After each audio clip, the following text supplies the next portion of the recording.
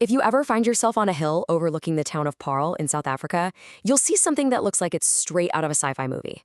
It's this incredible, soaring collection of columns and domes, all made of concrete and granite. This is the Afrikaans Language Monument. And trust me, it's way more than just a building. It's a story that's been set in stone, and we're about to unpack it.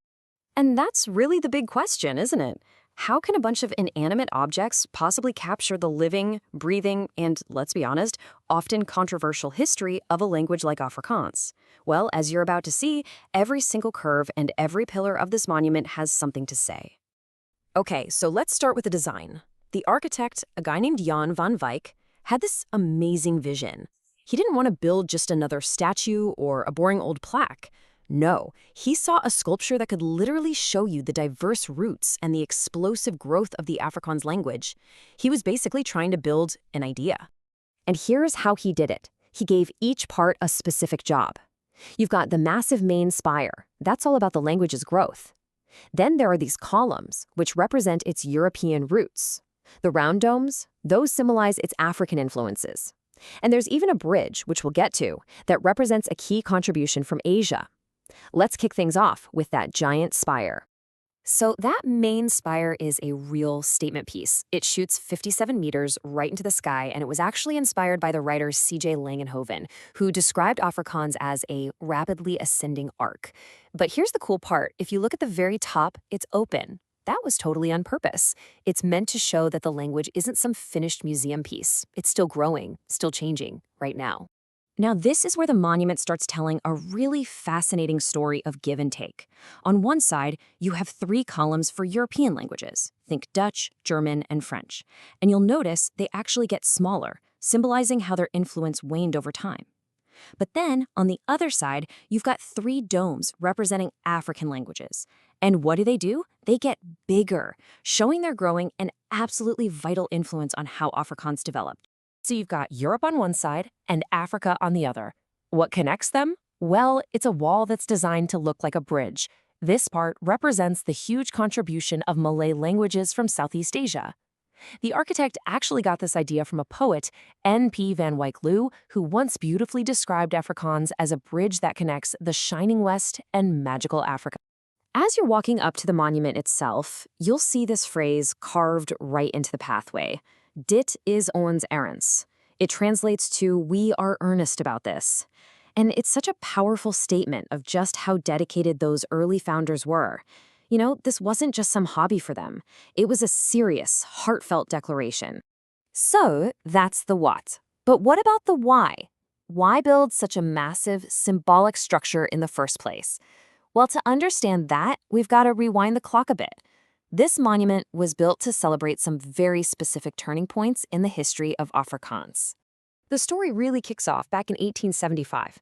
A small group gets together and decides they're going to make Afrikaans a formal written language, totally separate from Dutch. It was a long haul, but 50 years later, in 1925, they did it. It became an official language. And then, fast forward another 50 years to 1975, on the 100th anniversary of that very first meeting, this monument was officially opened to celebrate that entire journey. But the story doesn't just live up on that mountain. If you go down into the town of Paarl, you can find the actual house where that first society met. It was the home of its founder, Gideon Mulherb, and today it's the Afrikaans Language Museum, where the history of the language is carefully preserved. And inside, it's like a time capsule.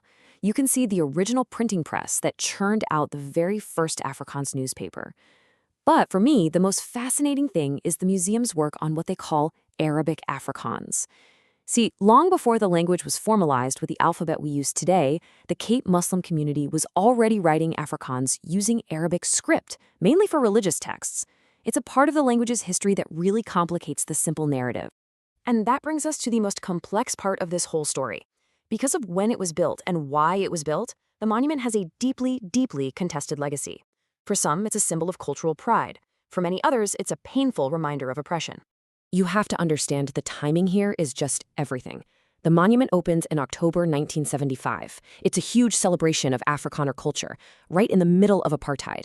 Just 8 months later, in June 1976, the Soweto uprising explodes, sparked by students protesting being forced to learn in Afrikaans at their schools. They saw it as the language of the oppressor. The contrast between those two events is absolutely staggering. And you could feel that tension right at the opening ceremony.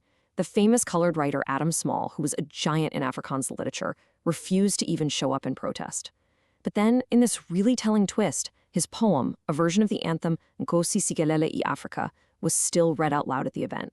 It just shows how complicated things were from day one. So, in a post-apartheid South Africa, what do you do with a symbol like this? Well, the people who run the monument today have been trying to redefine its role to see if it can actually become a bridge, not just in its concrete design, but in reality. And here's a fact that changes the entire conversation. Today, more than half, over 50%, of all Afrikaans speakers are not white. That demographic reality completely flips the old, outdated perception of Afrikaans as some kind of exclusively white language on its head. So, facing this new reality, the monument's management is trying to reposition it as a symbol for all speakers of the language. They're actively celebrating its diverse, creolized origins. They're promoting different varieties like Kaps and the historic Arabic Afrikaans. They're even in the middle of a debate about whether the monument itself needs a new name to be more inclusive. Which leaves us with a really big, thought-provoking question. Can a structure that's so deeply rooted in a divisive past truly be reclaimed? Can this story in concrete evolve to tell a new story, one that honors all the voices that shape the language and maybe even helps build a more united future?